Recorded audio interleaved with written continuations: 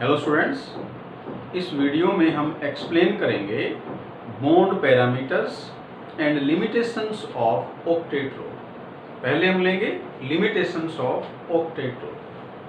अब तक हमने पढ़ा कि एटम्स अपने ऑक्टेट को कंप्लीट करने के लिए ही कंबाइन करते हैं। हाइड्रोजन लिथियम को छोड़ दे, वहां डुप्लेट होता है।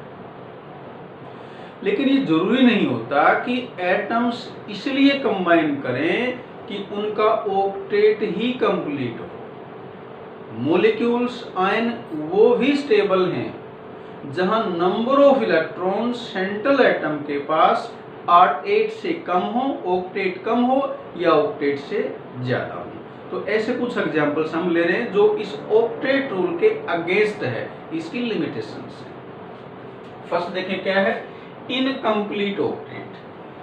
In some compounds central atom has incomplete octet. ये कुछ मैंने कंपाउंड लिखे, जैसे beryllium difluoride, boron trichloride. Beryllium ने 2 बॉन्ड फॉर्म किए, तो बेरिलियम के पास कितने इलेक्ट्रॉन हैं? 4। बोरोन ने 3 फॉर्म किए, कितने इलेक्ट्रॉन हैं? 6। तो यहाँ बेरिलियम और बोरोन के पास 8 से कम इलेक्ट्रॉन हैं। कंपाउंड स्टेबल है, तो जरूरी नहीं होता कि एलिमेंट्स एटम्स ऑक्टेट पूरा करने के लिए ही कंबाइन करें। तो इन मॉलिक्यूल्स की फॉर्मेशन ऑक्टेट थ्योरी के, ऑक्टेट रूल के अगेंस्ट है, इसलिए उसकी ये लिमिटेशंस है। द एक्सपेंडेड ऑक्टेट, ये भी पॉसिबल है कि सेंट्रल एटम के पास 8 से ज्यादा इलेक्ट्रॉन हो। जैसे यहाँ P ने 5 बॉन्ड फॉर्म कर रखे हैं, P के पास 10 इलेक्ट्रॉन्स हैं। सल्फर ने 6 बॉन्ड फॉर्म कर रखे हैं F के साथ, 12 इलेक्ट्रॉन है सल्फर के पास। और यहाँ आयोडीन के पास 14 इलेक्ट्रॉन है। एक बॉन्ड के अंदर 2 इलेक्ट्रॉन है, तो डबल कर रहे हैं। तो इन सभी मॉलिक्यूल्स में सेंट्रल एटम के पास 8 से ज्यादा इलेक्ट्रॉन है। इसको हम करें expanded octet. Odd electron molecule, ये भी पॉसिबल है कि मॉलिक्यूल्स और आयन के अंदर जो बॉन्डेड एटम हैं उनके पास ओड नंबर ऑफ इलेक्ट्रॉन्स हो। वो कंपाउंड भी स्टेबल है, वो मॉलिक्यूल और आयन भी एग्जिस्ट करते हैं। जैसे ये है नाइट्रिक ऑक्साइड, नाइट्रोजन डाइऑक्साइड। इसमें मैंने NO का स्ट्रक्चर बना के दिखाया। इसमें देखें N ने कितने बॉन्ड फॉर्म किए? 2। तो यहाँ इलेक्ट्रॉन कितने हो जाएंगे? 4। ये कितने हैं? 2, 6 और एक ये है 7। तो यहाँ N के पास 7 ही इलेक्ट्रॉन है और ये इलेक्ट्रॉन एक सिंगल है, अनपेयर्ड है। इसको बोलते हैं ओड इलेक्ट्रॉन मॉलिक्यूल। तो वो मॉलिक्यूल भी स्टेबल होते हैं जिसमें सेंट्रल एटम के पास नंबर ऑफ इलेक्ट्रॉन 8 से कम हो, 8 से ज्यादा हो या फिर अनपेयर्ड हो, odd number of electrons. Fourth, noble gases form compounds even they have complete octet. अगर ऑक्टेट रूल सही होता तो नोबल गैसेज कंपाउंड फॉर्म ही नहीं करती। क्यों? क्योंकि उनका ऑक्टेट ऑलरेडी कंप्लीट है, लेकिन जीनोन कंपाउंड फॉर्म करता है। तो ये भी ऑक्टेट रूल के अगेंस्ट है, उसकी लिमिटेशन है। फिफ्थ है, it does not explain the shape of molecules. और लास्ट है, it does not explain the relative stability of molecule. Octet rule या ऑक्टेट थ्योरी है, ये मॉलिक्यूल्स की शेप के बारे में और उसकी स्टेबिलिटी के बारे में कोई इंफॉर्मेशन नहीं देती। तो ये हमने बताया about limitations of octet rule. आगे स्टार्ट कर रहे हैं बॉन्ड पैरामीटर्स। ये स्टार्ट किया हमने बॉन्ड लेंथ। नेम से क्लियर है, एक बॉन्ड की लेंथ। बॉन्ड किसके बीच में है? 2 एटम्स के बीच में। तो ये हमने डिफाइन किया, it is the equilibrium distance between nuclei of 2 bonded atoms in A molecule. अब देखिए ये वर्ड इक्विलिब्रियम वर्ड हमने क्यों यूज किया? हमें पता है ये 2 एटम है, दोनों एटम के सेंटर में न्यूक्लियस है जिसमें प्रोटॉन्स और दोनों के पास इलेक्ट्रॉन्स हैं। तो यहाँ 2 तरह के फोर्स हैं। कौन से फोर्स? एक का न्यूक्लियस, दूसरे के इलेक्ट्रॉन। इसका न्यूक्लियस, इसके इलेक्ट्रॉन। और दूसरा इन दोनों के इलेक्ट्रॉन्स और न्यूक्लियस का रिपल्सन। तो दो एटम के बीच में जो बॉन्ड लेंथ है, जो बॉन्ड डिस्टेंस है, वो उस लेंथ पे, उस डिस्टेंस पे एटम के बीच में ये दो फोर्स एक दूसरे को बैलेंस कर लेते हैं, यानी कि दो फोर्सेस अट्रैक्शन और रिपल्सन के बीच में बैलेंस है। तो इसलिए हमने क्या कहा उसको, इक्विलिब्रियम डिस्टेंस। ये हमने दो एटम मान लिए, एक एटम मान लिया हमने ए और दूसरा एटम मान लिया हमने बी। तो ये आर ए क्या है, ए का रेडियस, आर बी क्या है, बी का रेडियस। तो इन दोनों न्यूक्लियस के बीच की जो डिस्टेंस है, डी से उसको हमने डिनोट कर दिया, वो क्या है, R A plus R B. तो ये जो डी है ये बॉन्ड डिस्टेंस है, बॉन्ड लेंथ है।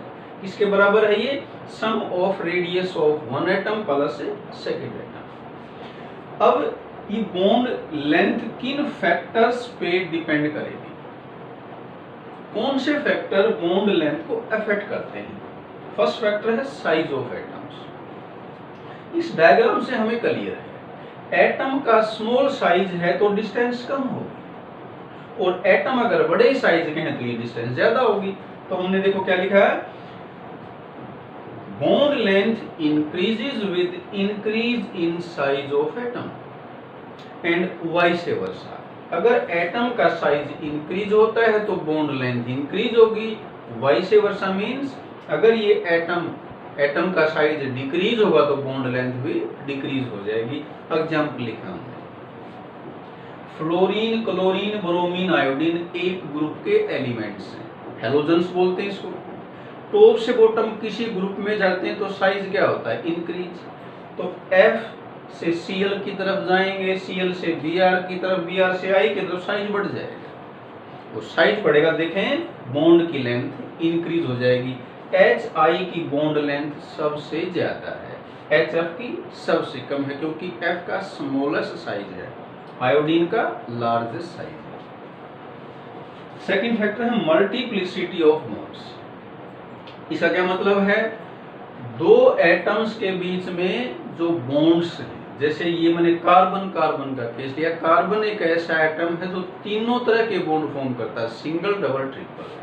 जितने दो एटम के बीच में बॉन्ड बढ़ेंगे, बॉन्ड क्या होता है, फोर्स, उतना वो दो एटम नजदीक आ जाएंगे। तो यहाँ सिंगल बॉन्ड था, सिंगल फोर्स था, तो बॉन्ड के बीच में डिस्टेंस, बॉन्ड की लेंथ ज्यादा थी। दो बॉन्ड होंगे तो लेंथ कम होगी, तीन होंगे तो और कम हो जाएगी। तो ट्रिपल बॉन्ड की लेंथ सबसे कम होती है, सिंगल की सबसे ज्यादा। तो ये लिखा हमने, bond length decreases with multiplicity of bonds, मतलब बॉन्ड के बढ़ने से बॉन्ड लेंथ डिक्रीज हो जाती है। सेकंड बॉन्ड पैरामीटर है बॉन्ड एंगल। बॉन्ड क्या होता है, बॉन्ड की जो लाइंस होती है, जैसे मैंने एक एग्जांपल ले रखा है BeF2 बेरिलियम डाइफ्लोराइड, ये मैंने इसकी शेप बना रखी है। शेप कैसे आती है नेक्स्ट वीडियो में आएगा। अब यहाँ देखें इन दो लाइंस, ये लाइन क्या है, ये बॉन्ड है, ये बॉन्ड की डायरेक्शन को बताती है। तो उन लाइंस के बीच में जो एंगल बनता है उसको बोलते हैं बॉन्ड एंगल। डिफाइन कैसे किया, it is the angle between lines representing the direction of bonds. तो इसमें बॉन्ड एंगल 180 डिग्री का है, BCl3 के अंदर बॉन्ड एंगल 120 डिग्री का है।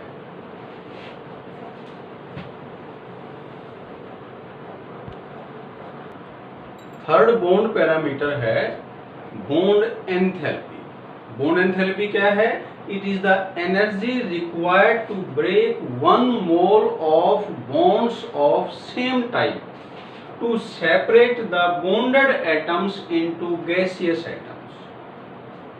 जैसे हमने लिया ये H2 का मॉलिक्यूल, तो बॉन्ड किसके बीच में है, एक जैसे एटम के बीच में, तो सेम टाइप का बॉन्ड्स है। ऐसे अपने पास 1 मोल ऑफ बॉन्ड्स हैं सेम टाइप के, एक जैसे एटम के बीच में।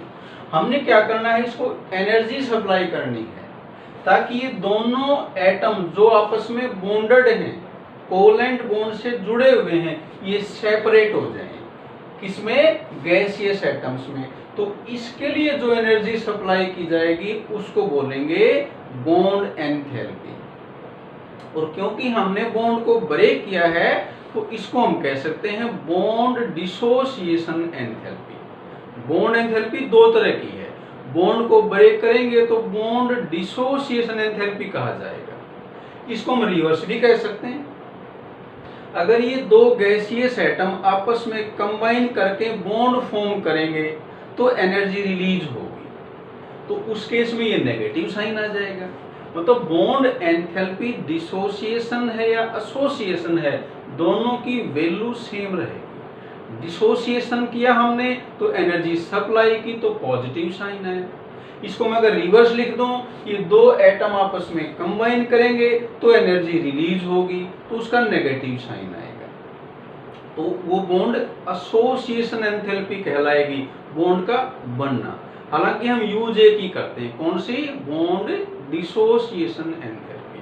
तो एक मोल बॉन्ड एक जैसे एटम के बीच में एक जैसा बॉन्ड है, उसको गैसियस एटम में सेपरेट करने के लिए जो एनर्जी सप्लाई करते हैं उसे हम क्या कहते हैं? Bond enthalpy. Factors affecting bond enthalpy तीन फैक्टर्स पे डिपेंड करती है। फर्स्ट वन है साइज ऑफ एटम्स। कैसे डिपेंड करती है साइज पे? Bond enthalpy decreases with increase in size of atom. ऐसा क्यों? एटम का साइज बढ़ेगा, बॉन्ड की लेंथ बढ़ेगी। बॉन्ड की लेंथ इंक्रीज होने से बॉन्ड वीक हो जाएगा, यानी कि HCl का बॉन्ड HF से वीक है, तो HF को ब्रेक करने के लिए ज्यादा एनर्जी सप्लाई करेंगे। तो क्लियर है, एटम का स्मॉल साइज है तो स्ट्रॉन्ग बॉन्ड है, तो उसकी बॉन्ड एंथैल्पी ज्यादा होगी। बिगर साइज है एटम का, Cl का बड़ा साइज है उससे, तो उस केस में बॉन्ड वीक होगा, उसको ब्रेक करने की एनर्जी कम सप्लाई करेंगे, उसकी बॉन्ड एंथैल्पी कम होगी। सेकंड फैक्टर है multiplicity of bond, number of bonds कितने हैं। Bond enthalpy increases with multiplicity of bonds. देखें, HH के बीच में सिंगल बॉन्ड है, OO के बीच में डबल है, NN के बीच में ट्रिपल है, तो यहाँ तीन बॉन्ड ब्रेक करेंगे तो ज्यादा एनर्जी सप्लाई करनी पड़ेगी। तो जितनी मल्टीप्लिसिटी, जितने number of bonds between two atom ज्यादा होंगे, उतनी बॉन्ड एंथैल्पी ज्यादा होगी। थर्ड फैक्टर है प्रेजेंस ऑफ लोन पेयर्स। ये देखें, सेकंड पीरियड के एलिमेंट हैं, यहाँ से एक पॉइंट नोट करने का है। अगर मैं साइज की बात करूं तो यहाँ कार्बन का साइज इन सब से बड़ा है। अब अगर साइज सबसे बड़ा है तो इसके अकॉर्डिंग ये सबसे वीक बॉन्ड होना चाहिए। ये बड़ा इंपॉर्टेंट पॉइंट ध्यान देने का है। कार्बन कार्बन बॉन्ड सबसे वीक होना चाहिए था, क्योंकि कार्बन का सबसे बड़ा साइज है, F का स्मॉलेस्ट साइज है, तो F बॉन्ड सबसे स्टेबल होना चाहिए था, और F की बॉन्ड एंथैल्पी सबसे ज्यादा होनी चाहिए थी। है एग्जैक्टली रिवर्स, कार्बन कार्बन सबसे स्टेबल बॉन्ड है, तो अगर लोन पेयर आ जाएं तो फिर साइज का रिवर्स इफेक्ट हो जाता है। कैसे? जितने लोन पेयर बढ़ेंगे उतना बॉन्ड वीक हो जाएगा। F के पास देखो 3 लोन पेयर है, तो लोन पेयर होने से क्या फर्क पड़ता है? ये एटम स्मॉल साइज होने से नजदीक हैं, और उसकी वजह से इनके जो ये लोन पेयर हैं, इनके बीच में क्या है? रिपल्सन। रिपल्सन होने से ये एटम दूर दूर हो जाते हैं। मतलब ये जो बॉन्ड है ना, इसकी लेंथ बढ़ जाती है, और बॉन्ड की लेंथ बढ़ने से बॉन्ड वीक हो जाता है। तो F बॉन्ड सबसे वीक है। तो हमने क्या ऑब्जर्व किया? जितने लोन पेयर बढ़ेंगे, N के पास 1 लोन पेयर है, O के पास 2 है, F के पास 3 है, जितने बॉन्डेड एटम के पास लोन पेयर ज्यादा होंगे उतना वीक बॉन्ड होगा। ये हमने कंप्लीट किया फैक्टर्स अफेक्टिंग। अब एक यहाँ से पॉइंट ध्यान दें, फॉर डाई एटॉमिक मॉलिक्यूल्स, जैसे ये H2 है, N2, 2 एटम के मॉलिक्यूल हैं, bond enthalpy and bond dissociation enthalpy are same. अभी हमने वैसे कहा था कि बॉन्ड एंथैल्पी की 2 टाइप्स हैं, लेकिन यहाँ भी डिफरेंस कर सकते हैं। अगर डाई एटॉमिक मोलिक्यूल है तो बॉन्ड एंथैल्पी और बॉन्ड डिसोसिएशन एंथैल्पी की सेम वैल्यू होगी। लेकिन अगर मोलिक्यूल पॉली एटॉमिक है तो उस केस में बॉन्ड एंथैल्पी है वो average of bond dissociation enthalpies होगी। देखें वाटर के अंदर दो बॉन्ड हैं, दो H एटम है तो दो बॉन्ड हैं, एक OH बॉन्ड ये, एक OH बॉन्ड ये। तो अपीयर तो ये होगा कि हमें बॉन्ड तो सेम है, बॉन्ड तो सेम है, लेकिन एक बॉन्ड को ब्रेक करने के बाद इन एटम्स का जो एनवायरनमेंट है, इलेक्ट्रॉनिक एनवायरनमेंट है, वो चेंज हो जाएगा। इसलिए एक जैसे बॉन्ड की भी बॉन्ड डिसोसिएशन एंथैल्पी सेम नहीं होगी। इन दोनों बॉन्ड को ब्रेक करने के लिए डिफरेंट एनर्जी सप्लाई करनी पड़ेगी। तो दोनों बॉन्ड की बॉन्ड डिसोसिएशन एंथैल्पी डिफरेंट है। तो ऐसे केस में जहां दो से ज्यादा एटम है, बॉन्ड एंथैल्पी कैसे निकालेंगे? सभी बॉन्ड की एंथैल्पीज को जोड़ देंगे तो एवरेज निकाल लेंगे। दो बॉन्ड हैं तो दोनों को ऐड करके 2 से डिवाइड कर दिए। तो अगर मॉलिक्यूल पॉली एटॉमिक है तब बॉन्ड एंथैल्पी क्या होगी? एवरेज वैल्यू किसकी? सभी बॉन्ड डिसोसिएशन एंथैल्पी की। तो ये अपने से अगर पूछें कि बॉन्ड एंथैल्पी और बॉन्ड डिसोसिएशन एंथैल्पी में क्या डिफरेंस है, तो ये नोट का पॉइंट हमने बताना है। मॉलिक्यूल डायटोमिक है तो वैल्यू सेम आएगी, क्योंकि एक ही बॉन्ड है तो एवरेज वैल्यू भी वही आएगी। तो ये हम याद रखें, इन जनरल जो बॉन्ड एंथैल्पी है वो सभी बॉन्ड एंथैल्पीज का एवरेज होती है। डायटोमिक मॉलिक्यूल में एक ही बॉन्ड है तो एवरेज भी वही आएगी, तो डिफरेंस नहीं होता। जहां दो से ज्यादा एटम है वहां दो या ज्यादा बॉन्ड होंगे तो डिफरेंस आ जाएगा। किसमें? बॉन्ड एंथैल्पी में और बॉन्ड डिसोसिएशन एंथैल्पी में। फोर्थ बॉन्ड पैरामीटर है बॉन्ड ऑर्डर। बॉन्ड ऑर्डर क्या है? Number of bonds present between two atoms in A molecule. ये O2 का मॉलिक्यूल है, यहाँ OO के बीच में दो बॉन्ड हैं तो बॉन्ड ऑर्डर कितना है? 2। H का बॉन्ड ऑर्डर कितना है? 1, एक बॉन्ड है। N2 का बॉन्ड ऑर्डर कितना है? 3। तो सिंपली क्या हुआ बॉन्ड ऑर्डर? एक मॉलिक्यूल के जो दो एटम हैं उनके बीच में कितने बॉन्ड्स। तो ये हमने कंप्लीट किया अबाउट बॉन्ड पैरामीटर्स और लिमिटेशंस ऑफ ऑक्टेट। इस वीडियो में इतना ही करते हैं। Thank you.